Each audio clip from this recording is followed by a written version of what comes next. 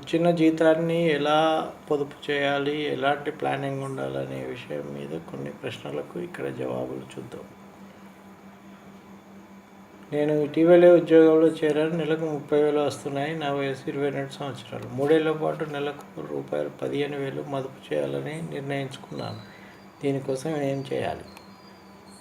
సమాధానం దీనికి మీరు 3 ఏళ్ల వ్యవధి ఉంది కాబట్టి మీ పెట్టుబడి సురక్షితంగా ఉండేలా చూసుకోవాలి. దీనికోసం బ్యాంకింగ్లో రికరింగ్ డిపాజిట్ను పరిశీలించండి. కాస్త నష్టభయం భరించే శక్తి ఉంటే 10,000 రికరింగ్ డిపాజిట్ చేసి మిగతా 5,000ను బ్యాలెన్స్డ్ అడ్వాన్స్డ్ ఫండ్లలో క్రమానుగతంగా పెట్టుబడి పెట్టండి.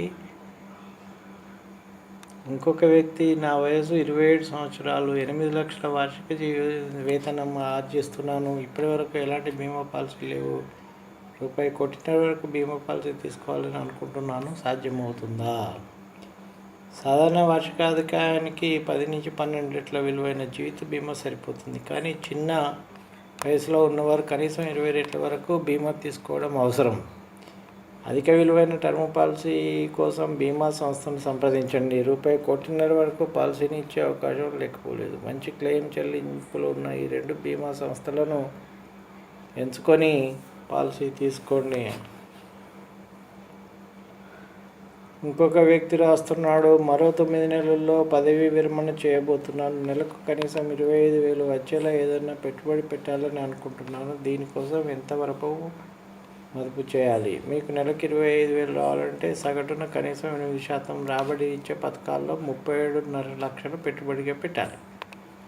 పోస్టాఫీస్ సీనియర్ సిటిజన్ పథకంలో వచ్చే ఆర్థిక సంవత్సరం నుంచి 30 లక్షల వరకు పెట్టుబడి పెట్టేందుకు అవకాశం ఉంది. కాబట్టి 30 లక్షలను ఇందులో పెట్టుబడి పెట్టండి. ఇక్కడ 8% రాబడి ఉంటుంది. మిగతా 7.5 లక్షలను పోస్టాఫీస్ నెలవారీ ఆదాయ పథకంలో మదుపు చేయవచ్చు. ఇందులో 7.1% వడ్డీ లభిస్తుంది. ఈ 2 పథకాల్లో మదుపు చేయడం ద్వారా నెలకు 25,000 రూపాయల వరకు ఆదాయం అందుకోవచ్చు. ఈ రకంగా మీరు ఆర్థికంగా ప్లానింగ్ చేసుకోవచ్చు.